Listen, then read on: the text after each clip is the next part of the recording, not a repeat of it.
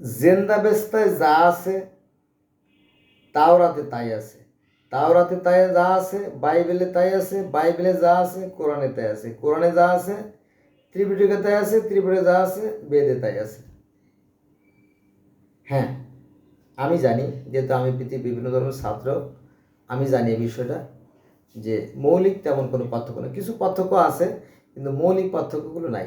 বেদে দেখবেন ঈশ্বর নিরাকার, জ্যোতিময়, অশরীরী, এবং জেন্দাবেস্তা আবেস্তা ঈশ্বর নিরাকার, জ্যোতিময়, অশরীরী। গ্রিক ধর্মেও ঈশ্বর নিরাকার, জ্যোতিময়। মিশরীয় ধর্মে ঈশ্বর নিরাকার, জ্যোতিময়। গিলগামেশের মহাকাব্য ঈশ্বর নিরাকার, জ্যোতিময়। ইহুদি ধর্মে ঈশ্বর নিরাকার, জ্যোতিময়। খ্রিস্টান ধর্মে ঈশ্বর নিরাকার, জ্যোতিময়, এবং ইসলাম ধর্মে ঈশ্বর নিরাকার, জ্যোতিময়। তাহলে সমস্যাটা কোথায়? সমস্যা তো নাই। তাহলে সমস্যা কোথায়? সমস্যা আমাদের ভিতরে। এই ধর্মের অহংকারের কারণে মানুষের সাথে মানুষের হিংসা, বিদ্বেষ এবং ঘৃণার সৃষ্টি হয়। এখানে পার্থক্য। দেখেন, একটা গুরুত্বপূর্ণ বিষয় নিয়ে আলোচনা করি। যে কথাটা আমি এই মুহূর্তে যে আয়াতটা আলোচনা করব, এই আয়াতটা তাওরাতে আছে, জেনেসিসে আছে, তালমুদে আছে, বাইবেলে আছে, কোরআনে আছে। কোন সে আয়াত দেখেন। এখানে বলা হয়েছে যে আমি তোমার জন্য ফলকে সর্ববিষয়ে উপদেশ এবং সর্ববিষয়ে স্পষ্ট ব্যাখ্যা লিখে দিয়েছি। কিসে লিখে দিয়েছেন? ফলকে। সেই ফলকটা কোথায়? এই ফলকটাকে মুসলমানদেরকে দিয়েছে না, মুসলমানদের দেয় না। এটা দিয়েছিল ইহুদি নবী মোজেসকে। আমি সেখানে আসবো, আগে আয়াতটা ভালো করে আলোচনা করি।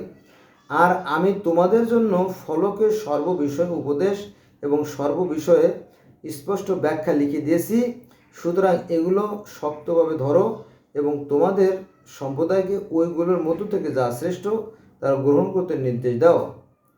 আমি শীঘ্রই সত্য ত্যাগীদের বাসস্থান তোমাদের দেখাবো। এটা আছে সূরা আরাফ, আয়াত নম্বর 145, 145। বোঝা গেছে বিষয়টা?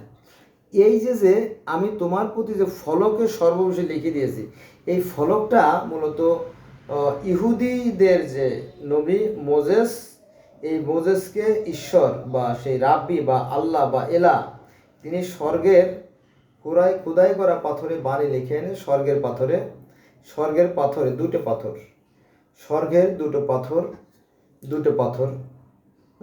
দুটো পাথরে খোদাই করা বানিয়ে এনে সেটা মোজেসকে দিয়েছিল সেই তুর পাহাড়ে, সিনাই পর্বতে বা তোয়া পর্বতে বা রিক্টোরিয়াল পাহাড় বা বেনবেন পাহাড় বা গোবর্ধন পাহাড়, যে বলে। এক একটা ধর্মে এক এক নামে এই পাহাড়ের কথা বলা আছে। বোঝা গেছে বিষয়টা? কিন্তু মানুষ এগুলো দেখে না।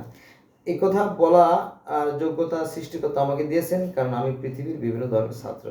গোটা পৃথিবীতে যত ধর্ম আছে সে ধর্মগুলো আমি দীর্ঘ 30-35 বছর ধরে গবেষণা করে সেটা একত্রে করছি।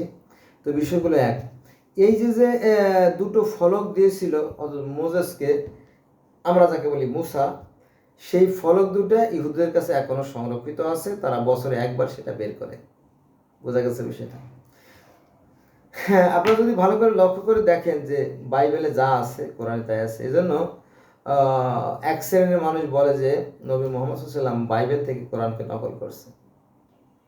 আমরা সেটা যাব না, কারণ আল্লাহ পাক, কারণ কোরআন তো সত্য কথা স্বীকার যাচ্ছে যে সৃষ্টিকর্তার বিধানের কোনো পরিবর্তন হয় না। সৃষ্টিকর্তার বিধানের কোনো পরিবর্তন নাই, কারণ সব ধর্মেই প্রায় একই ধরনের নির্দেশ আছে। যেমন বেদে ঈশ্বর নিরাকার, জ্যোতিময়, অশরীরী, এবং আমাদের কোরআনেও সেই একই কথা, ঈশ্বর নিরাকার, জ্যোতিময়, অশরীরী। গ্রিক ধর্মেও সেই নিরাকার, জ্যোতিময়, অশরীরী। পার্সি ধর্ম ঈশ্বর নিরাকার, জ্যোতিময়, অশরীরী। তারপরে মিশরীয় ধর্মে ঈশ্বর নিরাকার, জ্যোতিময়, অশরীরী, এবং সেই গিলগামেশের মহাকাব্য ঈশ্বর নিরাকার, জ্যোতিময়, অশরীরী। এবং তাও ধর্ম, সিন্ধু ধর্ম, কনফুসিয়াস ধর্ম ঈশ্বর নিরাকার,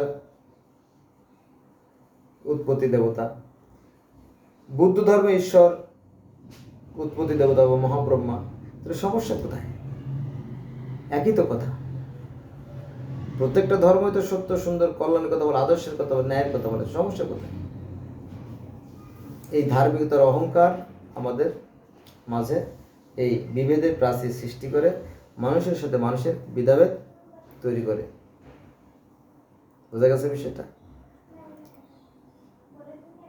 বন্ধুরা, আজকে এই বন্ধু রইল, সবাই ভালো থাকবেন, আল্লাহ হাফেজ। আমার সাথে থাকবেন।